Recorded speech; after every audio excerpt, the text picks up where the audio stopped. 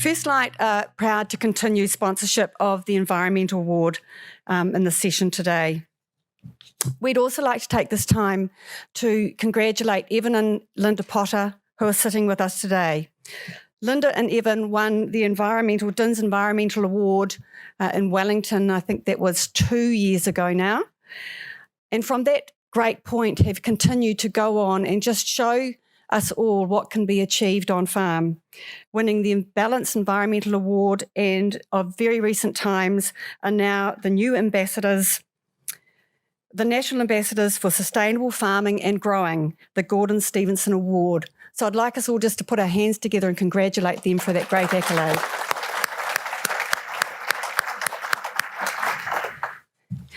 We all know environmental stewardship is a hugely important part of our sustainability plans moving forward. In 2004, DINZ brought out the Land Care Manual under the stewardship of Tony Pearce and his great team. That was updated in 2012. And in 2018, I'm sure it was a Timaru Deer conference, I could be wrong there, Dr. Lindsay Fung launched out the Code of Practice with his team. The deer industry continues to be forefront in this area, especially in the livestock primary sector, and it's something that I think we can feel tremendous pride in, and just think that we continue to lead in this area. On that note, I'd like to welcome Dr. Lindsay Fung to continue with this next session. Thank you.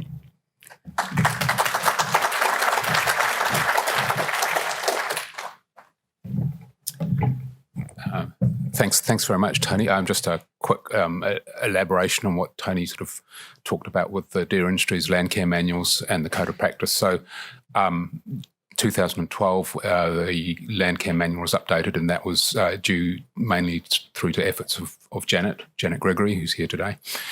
And I guess the thing is that, yes, I sort of coordinated the code of practice, but the code of practice, just like the land care manual, is based on farmers' actions, farmers' experience, what works for them. So it really isn't sort of a DINZ thing. It's an industry-wide publication, which I think many of you have contributed to in one form or another. But thanks, yeah. So today's talk is about environmental stewardship. Welcome to day 2, another cracker Southland day, as usual. But we'll do a broad overview of environmental issues that are impacting on deer farming and how we as an industry are responding to these impacts. So that's just a bit of an outline of what we're going to cover today. The industry action is mostly around what we have been doing in the regional space. In fact, yeah, it's what we've been doing around the regional space.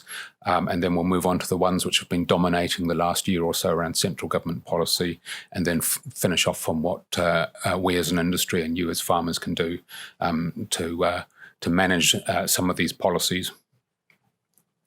So over the last few conferences, I've given a summary score for the various regional freshwater plans and their impacts on farming.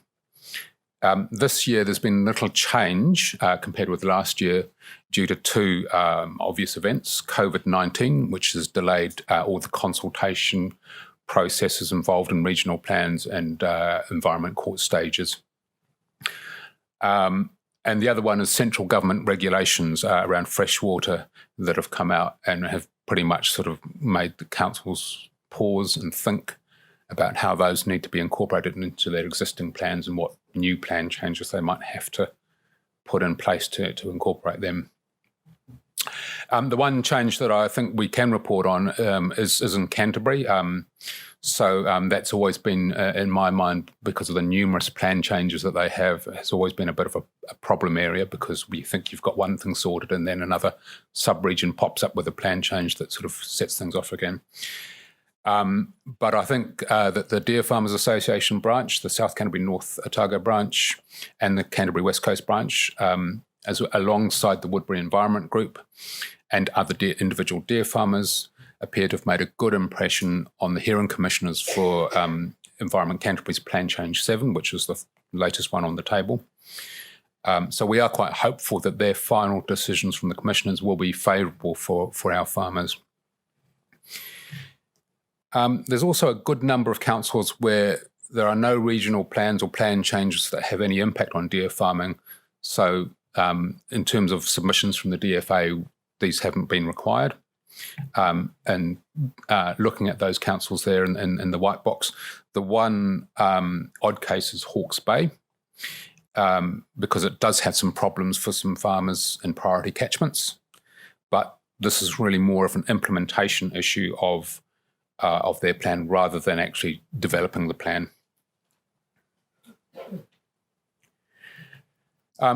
So that last slide was all about the regional plans and how we can come and influence them while they're being formulated. This next slide is about how we actually work alongside councils, usually around implementing the regional plans once it's all gone through that process. And I think we're starting to make some ongoing gains.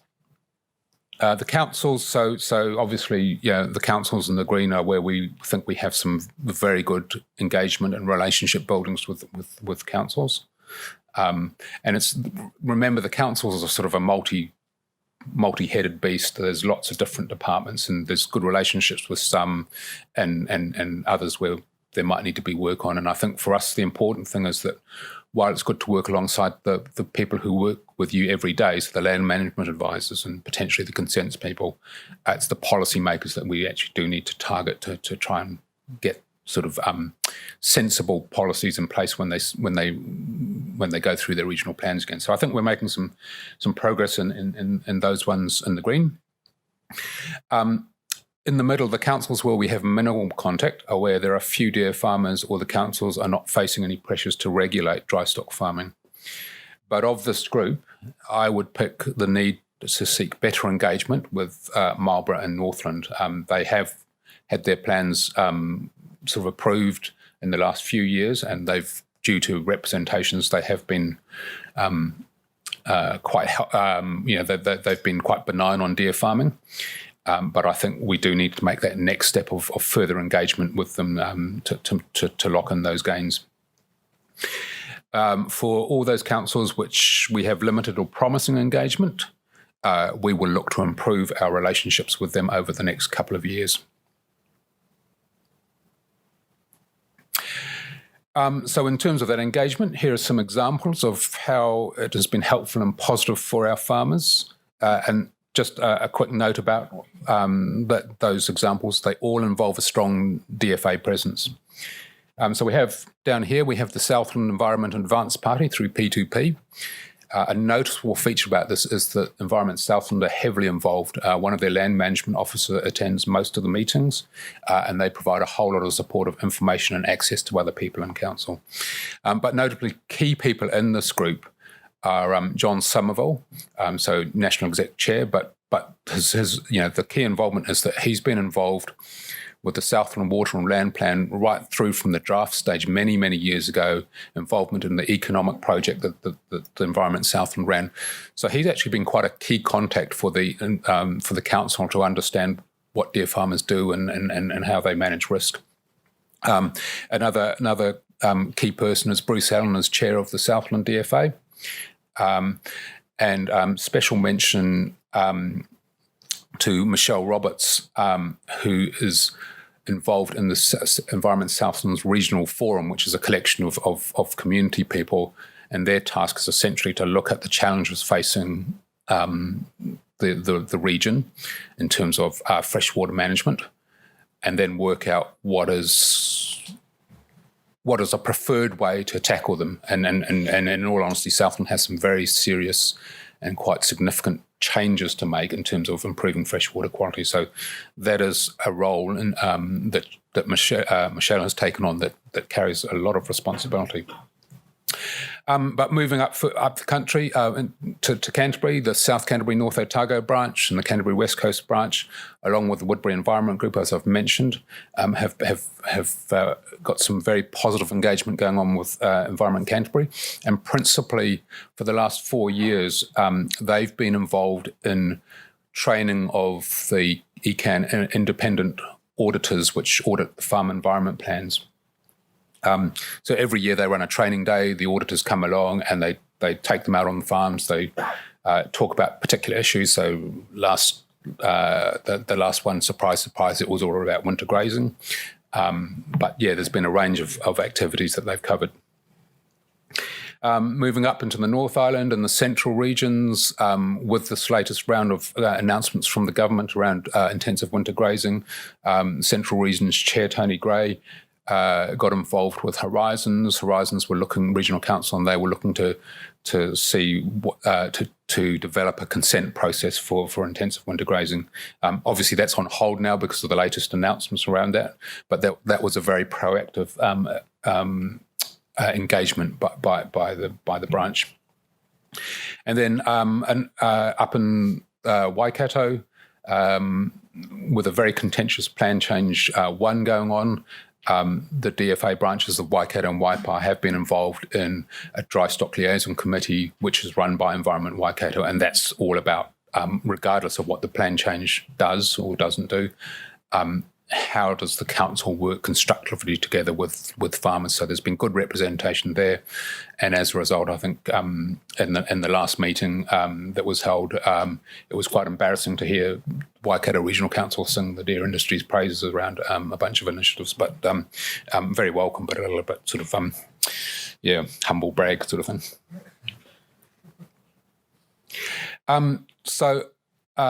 I'd just like to maybe sort of call upon John Somerville to sort of talk a little bit about the Southland Environment Advance Party.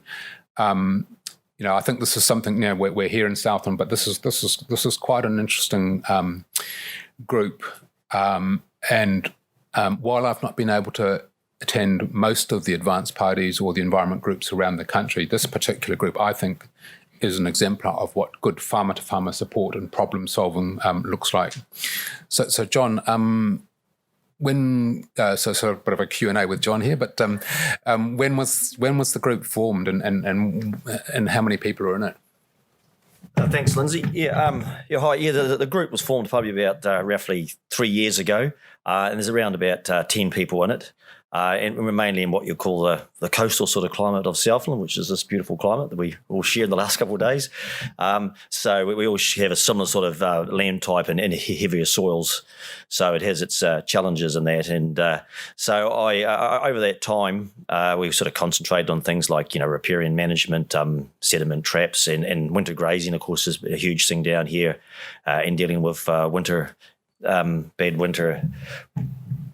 weather events. So and we looked at other things, like we've done our farm plans and such forth, and we're looking further afield, like to the emissions from our farms and things like that. So it's one of those things, the spaces that when you get into the environmental thing, you can look at it quite simply, but it just keeps evolving as it goes on, and there's just a whole lot more topics that you want to start to take an interest in. So, but it's also the as a group as of all the APs, you get quite a close relationship with all the people. So people are quite honest in what they talk about and what they think you're doing good on your farm or bad on your farm, and and so that's quite a strength of it. So that's what we're about. And there was something that happened in 2019, John. Could you elaborate on that, please? Yeah, we won the Community Award for Environment Southland, so as a group, so we were really rapt to get that, and it was really great for the industry too. So. Yeah, so that's some examples of what they've been looking at: winter barns, winter cropping, looking at the use of wetlands and sediment traps on water quality, and a really nice. The first time I think that deer farmers have won an award down in Southland, an environmental award. So really nice to see that, and that was actually announced in 2019 when John was up at the branch chairs meeting up in Wellington. So so you don't see him in that picture, but he's all part of that. And that's them out in the field. So I think just a quick further acknowledgement. A lot of the success of these groups comes down to the facilitators, and the group has been very fortunate to have Jane Crystal at the beginning, before she traitorously moved to beef and lamb. But then we've got a more than ample replacement in terms of Nick McGruder from Otago. So thank you to both of those. So moving on to, that was all the regional work, and moving on to the central government policies that have dominated the last couple of years. No surprises here, and I think I did sort of run through some of these yesterday, but freshwater management, and let's be honest, this is an issue. It is not necessarily a bigger issue as some people make out, but it is an issue, and it is driven by measurable deteriorating water quality in some parts of the country. The other one that I've mentioned is Indigenous biodiversity, and again, that is driven by a real issue of declining habitat and key species, not uniform across the country and land types, but significant in some areas. And the last one, which we did to death yesterday, greenhouse gas emissions, that's driven by international agreements. Now, looking at those three, one of them doesn't quite belong. So I'd say that, two of them are real issues in terms of there are things that need fixing now, and there should be a focus on them. And one of them, I think, is probably a little bit more artificial. I won't say any more because this could be a bit contentious. But essentially, I think these are the things which have now, I suppose, in the absence of the regional plans, sort of taking a lot of time and focus. These are the things which are now sort of potentially have a big impact on not just deer farming but all livestock farming, and probably over the next 5 years. So getting a bit more specific, as I mentioned in last year's video conference, we scored some good outcomes for deer farming and freshwater management, but with two notable exceptions. That's stock exclusion as defined by the low slope map, and winter grazing standards. So we know that this season is going to be a crunch time for winter grazing. We should expect heavy scrutiny from the public across the country, and we've had a direct, explicit statement from a certain person who's sort of been doing this for the last few seasons down in Southland, that's his group's intention. But not just in Southland. I think it's going to be particularly in our industry's heartland, so Southland, Otago and Canterbury. We have a year to develop and create the intensive winter grazing modules. So you've seen a template which has been put out by MPI. We can refine that. We've got a year to refine that or add to that. And these things will be included in a certified freshwater farm plan. This, we hope, will be, and we are expecting, will be a vastly different and a better outcome than going down a resource consent route. Also, positively around that area, we do have an opportunity, the Minister has stated it, that we do have an opportunity to redefine what those permitted activity standards for winter grazing are. So that's hopefully going to include reconsideration of sowing dates, pugging depths. So maybe we might get from 20 to 50 centimetres or something. No, pugging depths and pugging extent. Those were the three ones which everybody identified as completely sort of unrealistic and not reflective of risk. So we do have a chance to revisit them.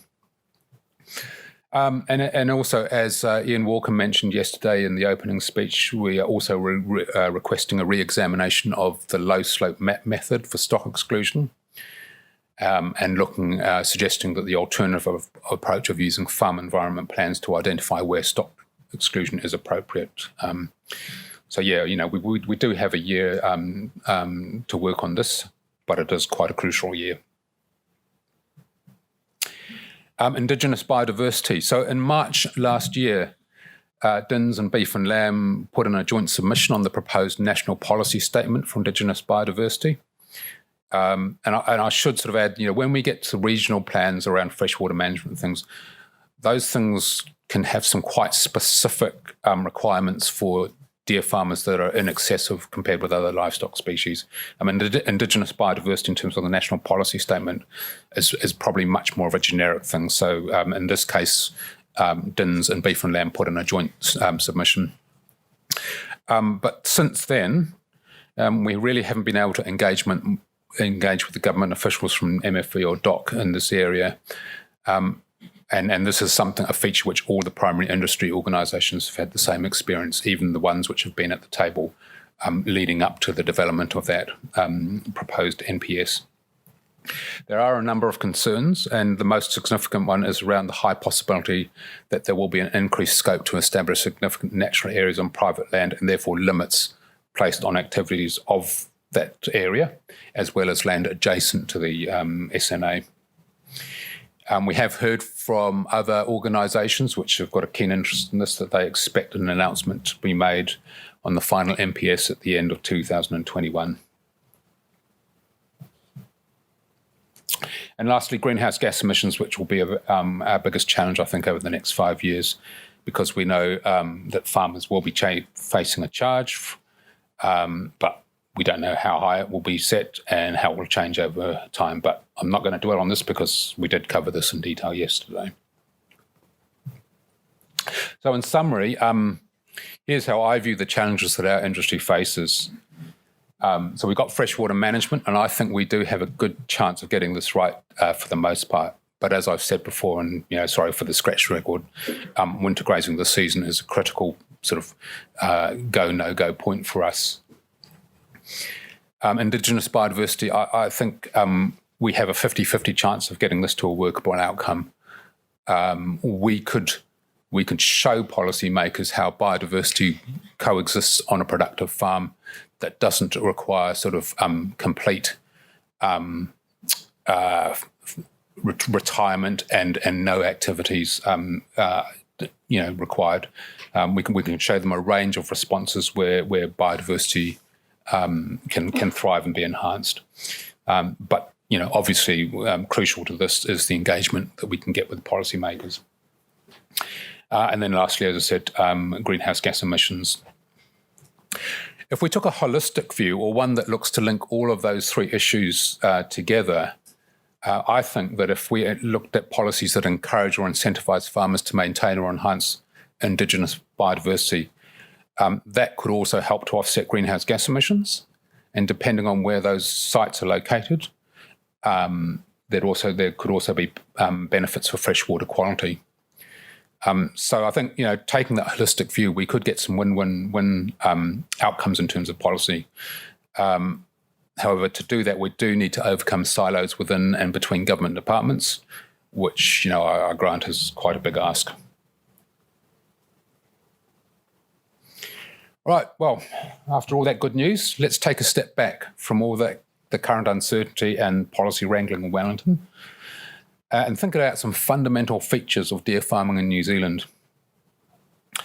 So in my time in DINZ, and that was starting in 2006, I've been fortunate to visit a good number of deer farms, and more recently around the environmental awards judging and farms that form part of a regional plan submission process. So no farm is perfect, but we have some very switched on farmers that are more often than not will change practice if problems or issues are pointed out to them. So I think a really classic example, a really good example is that many years ago, a certain Hawke's Bay farmer, location of a self-feeding silage pit, was vigorously questioned by his peers, and as a result, that was shifted. So a brilliant piece of technology, but probably in the wrong area, and that was rectified quite quickly. I think that's a prime example, but there are many others. And Janet Gregory, who has been judging deer farmers for many more years, can attest to the changes that she's seen in deer farming over that time. But in short, and by and large, I think our farmers are good stewards of the land. The greenhouse gas study that we covered yesterday, that ranged from the farms that we looked at. They ranged from 3 to 19 stock units per hectare, and I think this is about right in terms of intensity. There may be higher stocked farms, but I have yet to hear of any. There could be, but I think that 19 tends to be the upper limit that I hear about. Another useful metric is the amount of imported feed that farms bring on, and they don't appear to exceed 5% of the total annual feed, and typically are between 2 and 4%. So these are pretty low intensity and low input systems, and when you couple that with the good management practices that the industry has developed, the attention to animal welfare that's quite evident in most of the farms that we visit, I think that means that contaminant losses from deer farms are low by and large.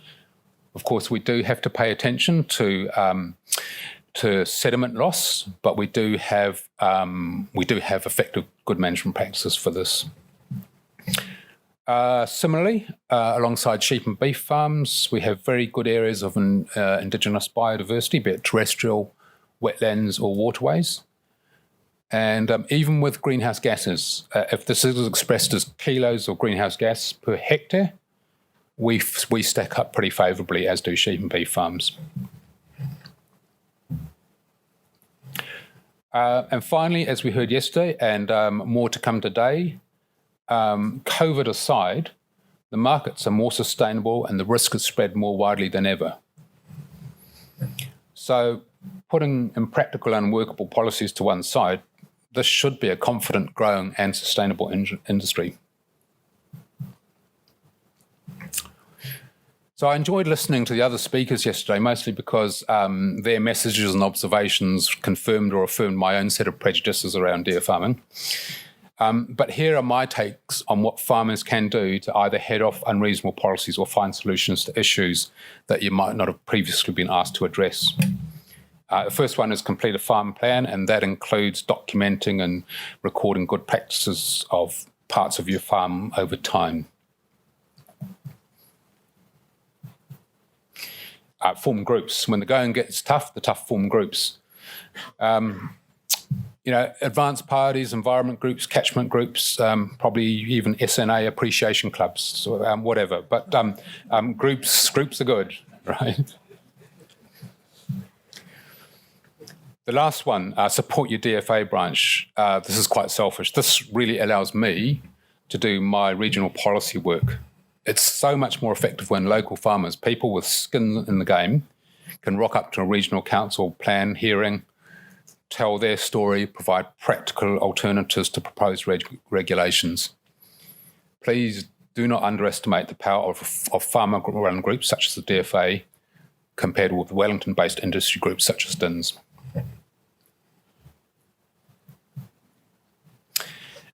Know your greenhouse gas number. So, yeah, we covered that. Leading on from that sort of supporting your branch, speak up when you see that something is unfair or misses the mark when it comes to how it impacts on your ability to farm. You can do that directly to the regulator or via DINZ or DFA. The power of you voicing your concerns when that's alongside other affected parties to voice their concerns can be quite compelling. And really, I think, in the recent years, we've seen some huge pushback from farmers, particularly in Southland first up, which had just under 1,000 submissions. And then later on, about a year or two later, in the Waikato, when we had well over 1,000 submissions. And a huge chunk of that was from dry stock farmers. And as a result, I think of that grassroots representation, both of those regional plans where they currently are at have ended up with things which are by and large doable and reasonable for deer farmers. Show others what you are doing. So when people see what our deer farmers do as business as usual, this can only help our community standing of the industry. This last one is where I think we, farmers, processors, marketers and DINZ executives can really make some long-lasting and effective gains. We've run a series of Deer 101 field trips for government and regional council officials, and we're going to continue these as all the participants gain a better appreciation for what deer farming is and how our farmers manage this risk. This photo is a trip from North Canterbury by MPI and MFE officials a couple of years ago. We've done the same in Hawke's Bay and Otago. However, individual farmers can also do the same, and we're also considering how we can get universities to engage with farmers on long-term environmental research and monitoring. There really is, I know there are concerns about sort of showing people your farming operation, but I think, when people do see it in real life and do gain an appreciation for what you do and how you manage risks, to date anyway, I think we've only had beneficial outcomes from that. Finally, as a DINZ official, I'm obliged to end the presentation with an abstract diagram with different colours and mandatory arrows. And the dashed line is a bonus KPI, so please note this on. Yeah. So if you look at the bottom, we've got the 4 key pillars of the DINZ strategy. And at the top, we've got 3 outcomes that DINZ is working towards under our deer farming environmental plan, which was endorsed by the DINZ board in November 2019. And that's do the right thing. People recognise that we're doing the right thing, and as a result, reasonable rules are in place. So my job mainly revolves around outcome 3, that reasonable rules are in place so you guys can get on with farming. My challenge to you as farmers, your job mainly revolves around outcome 1. If you're doing the right thing and we can demonstrate that, then we're on pretty solid ground. And I think our shared outcome, which is probably where we do need to put quite a bit of effort is that people recognise that we are doing the right thing. So together, we can do it. Thank you.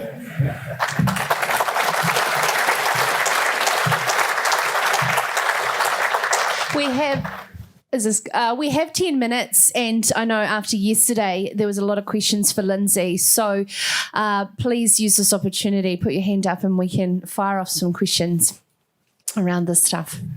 Thank you, Lindsay, for a very good perspective on potentially the way forward, and thank you for our conversation last night. It seems we have a conundrum in that, on the one hand, if we open ourselves up with farm environment plans and allowing folk onto our properties, basically our private information becomes public.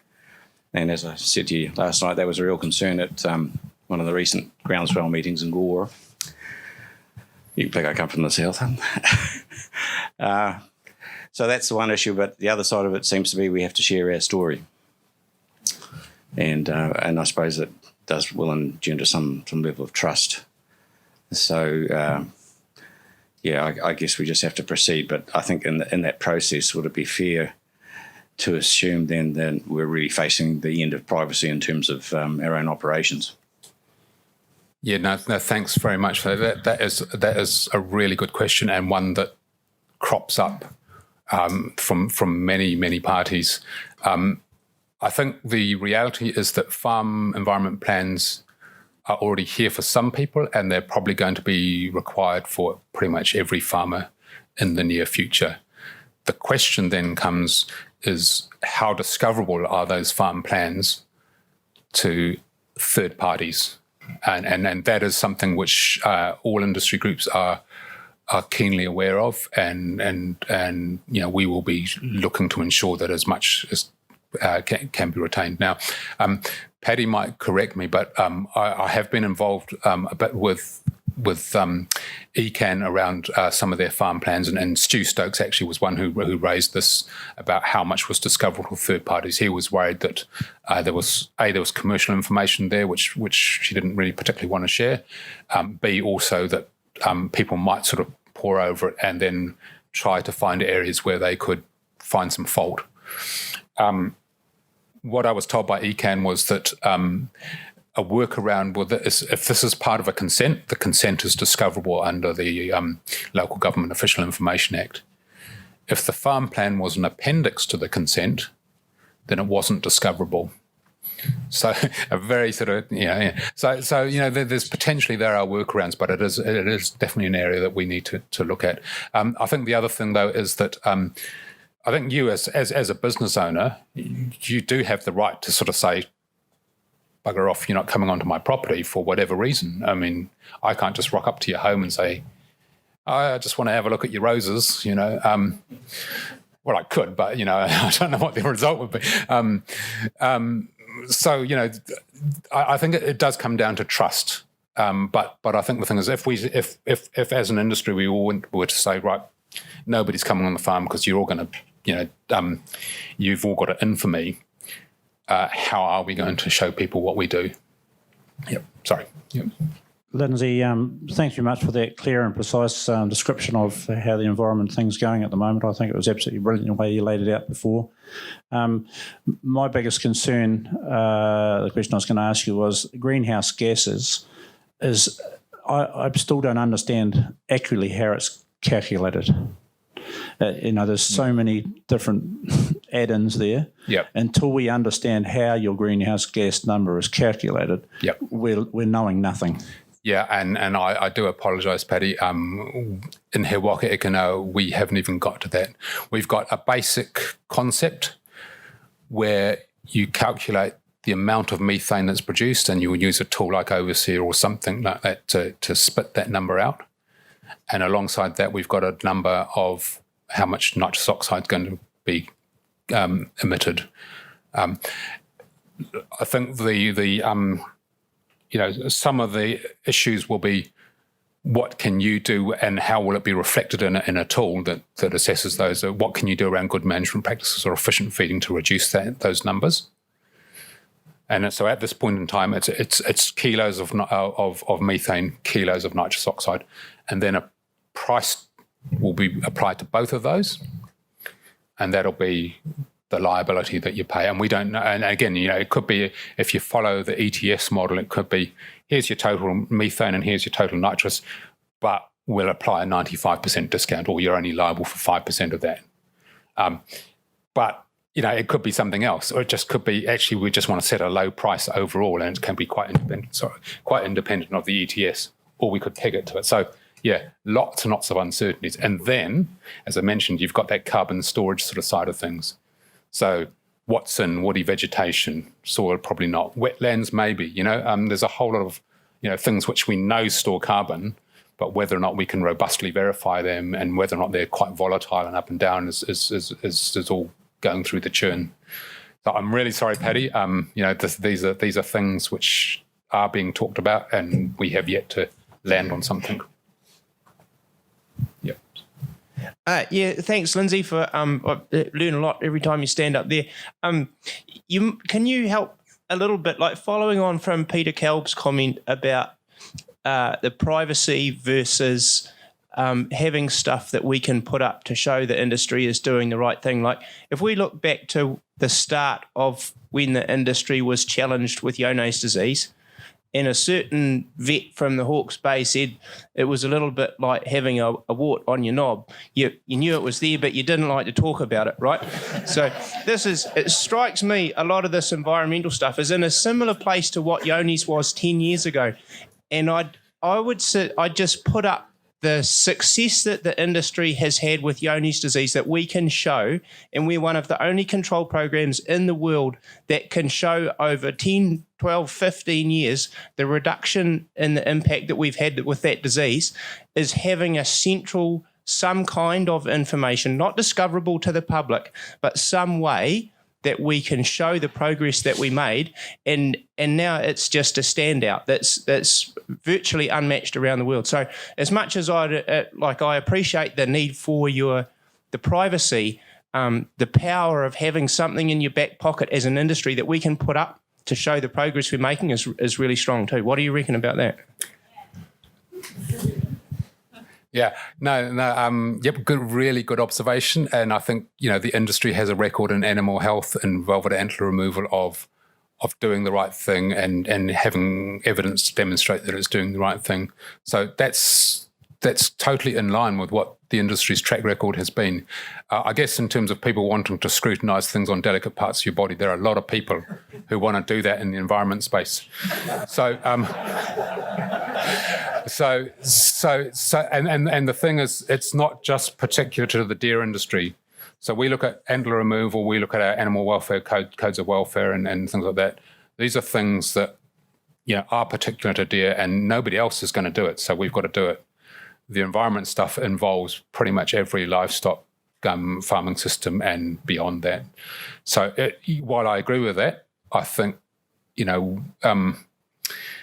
would be great if we could do it for our guys.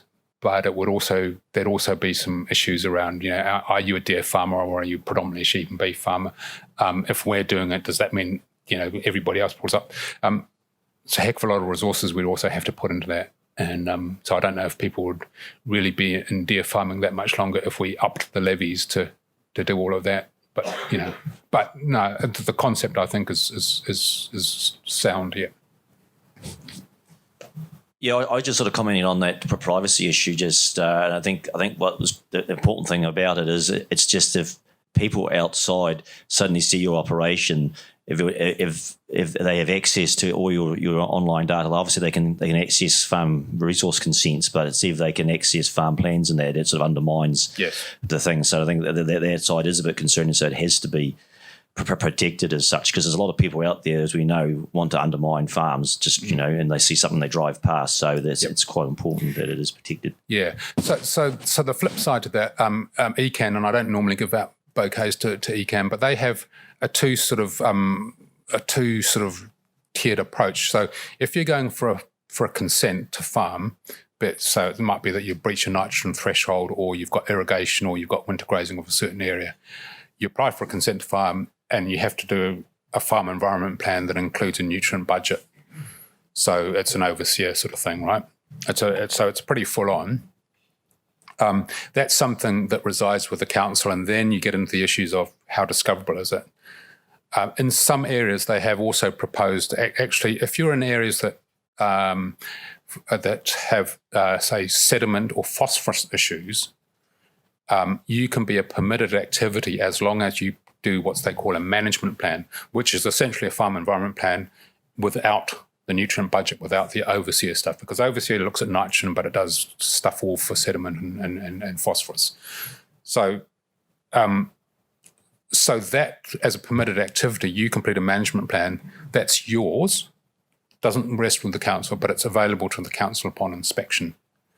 So I think, depending on how the government wants to pitch all of this sort of stuff and how the regional councils, how much control the regional councils want to have, we could have what we would call a farm plan still residing with the farmer, and there might be some sort of security that way.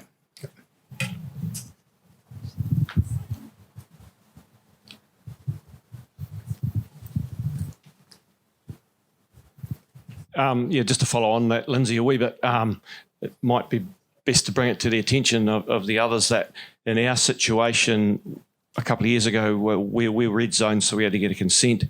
And we were asked by our farm assurance program for our farm environment plan to sit in their records, which they didn't get.